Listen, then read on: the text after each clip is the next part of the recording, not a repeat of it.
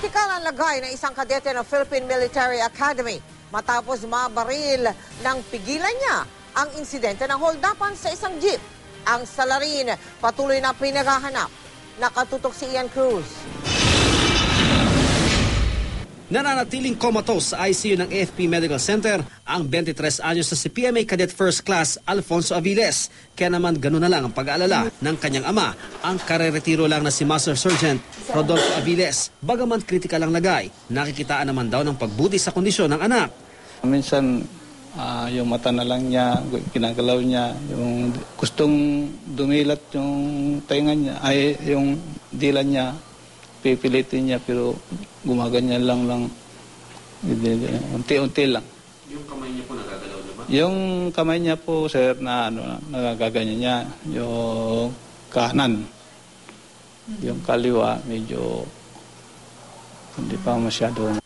Magsisilbi ng proctor sa PMA entrance exam nitong linggo dito sa Metro Manila si Aviles. Sumaglit lang daw ang kadete sa kanilang bahay sa San Jose del Monte, Bulacan at pabalik na sa kanyang billeting area nang mabaril nitong Sabado ng tanghali. Sa investigasyon ng pulisya, sakay ng jeep si Aviles nang maglabas ng baril sabay deklara ng hold-up ang suspect sa may Greater Lagro, Quezon City. Isang babae raw ang unang tinutukan ng suspect. Dito na raw sinubukang agawin ni Aviles ang baril pero siya ang tinamaan. Bago tumakas ang suspect, tinangay pa nito ang suot na bull ring ni Aviles.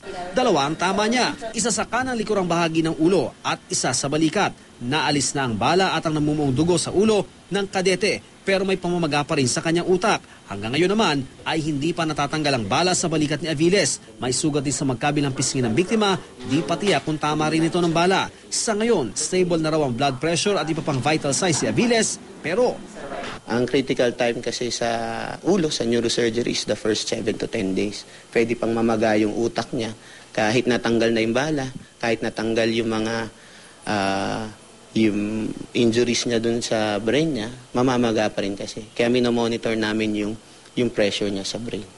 So, yun ang ginagawa natin.